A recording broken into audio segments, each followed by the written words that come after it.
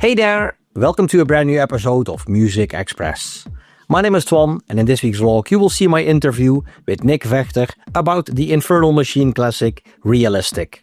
But before we start with the interview, please make sure to subscribe to my channel, and very important, also make sure to click the bell button, because then you will get a notification the next time a new vlog is online.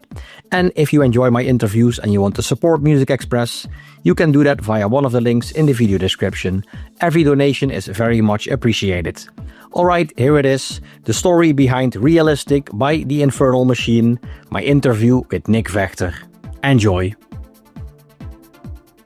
Nic Vegter is a Dutch producer who's active in the music scene since the early 90s.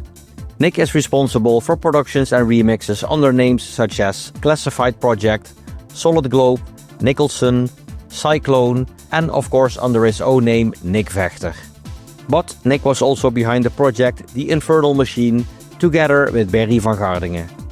For this week's vlog I sat down with Nic to ask him about the story behind the Infernal Machine classic Realistic, which came out back in the year 2000. My first question to Nic was if he still did remember how he and Berry got to meet. Yes, Berry was the boyfriend of my sister, and he was actually a DJ. He played quite some techno music, and I was making my music. I was more into the trance music, and he wanted to do something with me because he had never made music. So I invited him into my studio, and he had his techno influences and I had my trance. The first record was in the Infernal Machine, Realistic. No, I think the first one was 99, according to my research. That was Losing Control. That was in the same year that you guys did 2 tracks under the name Monkey Heads. Yes, we did. Yeah. So I forget. I know it's been like it's 25 years ago. Yeah, my mind leaves me blank. So is there a story behind the name Monkey Heads? No. Yes, there is. It's very simple. I always liked the drop. We have in Holland the monkey, the apenkoppen. Yeah. And I always liked it. I liked the vormpje, the shape of it. And when we had to come up with a name, I thought of that little drop. Oh, that's funny. Yeah. Like drop is like a licorice, and I know people in the Netherlands love it, but like I think all my friends from abroad, they all hate it. Yeah? Yeah. I don't even think there's an English word for it. It's drop. Yeah, drop. Yeah. So the Infernal Machine, is there also a name, like a story behind that project name? Yes, there is. It is actually a machine. It is a machine which physically exists. It's an echo machine, so you use it to make echoes for sound, for music. And it's a very old machine. It was very thick, and it said the Infernal Machine, and we made a picture of it, and we put it on the cover. And we thought to ourselves, well, let's do this project to call it the Infernal Machine. So on the cover we have that machine. Yeah. So I'm often surprised by how simple it is to come up like with a project. It is very simple. Yeah. So for this vlog we're going to talk about the story behind Realistic. So first things first, was that something that you were inspired by when you started to work on the track? Well, like in the other interviews, I say I was very much inspired by Cyclone. Still, he had that sound, he had that little guitar in it, and I cannot say that I sampled him. No, I recreated the guitar, but I loved it so much. So once in my lifetime, I said I want to make a record with such a guitar. Yeah. Of course, I did my own thing. We got the GP8000, out of the closet, and we made a track with that lead sound again, but it was mixed with the little guitar which was inspired by Cyclone. Yeah. So the guitar was like a sample, or was it? No, it was not a sample. We recreated it. Ah, okay. But it sounds similar. Yeah, okay. I must admit. Yeah, good. What was the most difficult part of the production?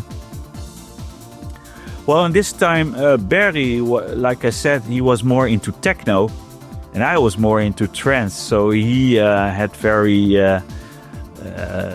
techno-ish ideas, and I said to him, I make the trance music and know that it sells better. So if we want to, have a bit of a hit, we might want to make it more trancey than techno. So the first version, which never came out, was quite a techno demo. He made that. And this version is much more trance. And of course, when the record came out, the trance version was, the obvious choice. Yeah, that was like the main one. Yes. So how long did it take you to finish Realistic? I'm never that fast, so I might say a month again. Yeah. Not in hours, a month, but I'm quite slow. So sometimes I work, sometimes I do not. So was it difficult to find a label for the track? No, not really, because I already had some projects out. Classified Projects was already had been a hit. So your network is getting bigger, So when we finished this one, and it was quite a commercial kind of sound, we didn't have that much problem selling this track. There were more companies which wanted this track. That's always a good sign. That's a good sign, and that's the reason why it also got licensed to Vandit, Paul van Dijk's label in Germany. Yeah, but that was a few years later. That was like 2004. Yes. Yeah, so why did it take so long for them to license the track? I don't know. Maybe the track had some, I'll tell you. Like a long journey. It had a long journey, yeah, it might. Because I know, I checked and I saw that Paul van Dijk used to play the original back in 2000. No. Oh, okay. Because I checked and I saw, let me see, Ferry Armin and Paul van Dijk.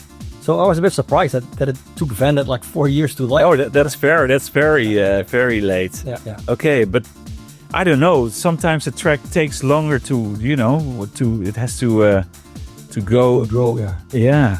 I think back then also the internet was not really that big as we know it now. So yeah, so we had to ship it with a boat. Yeah, exactly. No, I don't know, but it went eventually. Paul van Dijk got it. Positiva got it from England. So it was quite a nice track. Yeah. So like Vandit, they released it with a really cool remix from the hands of Chris Liebing on side B. Yes, I did. Yeah. So was it a suggestion from the label, or did you guys come up with that? It probably Berry, because Berry was heavily into techno, and Chris has a very banging sound. So it might have been his idea to ask him. Yeah. So the Chris Liebing remix is like 20 years old now, but I think it could still work really well on a dance floor like right now. It could, yeah. And that's the funny part. If you listen to a lot of tracks, even Solid Globe, North Pole, it is, you can say sound has evolved maybe how people compress their sounds, the usage of compression. It's different than back then, but still, sometimes there are tracks you could even play it now and it's probably, Still would work. Yeah, it would still work. Yeah. So besides Classified Projects, Solid Globe and the Infernal Machine, you also had some other projects. So for example, Cyclone, Nickelson, and you also released music under your own name, Nic Vegter. Yep. So why so many projects? Well, because every project has had its own sound. Nic Vegter, I always did more adventurous things. There's the Amazon Fall track, and that was just a musical journey of 12 minutes. And I knew that DJs would never play that in a club. It was more a track to listen at home.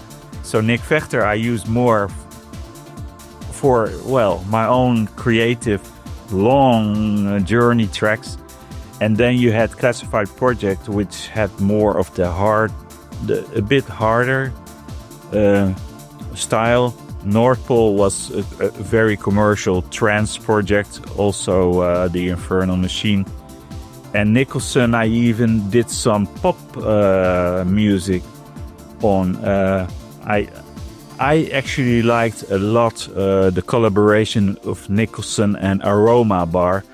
I must say I used to listen to the Café Del Mar compilation CDs. I mean, they go way back.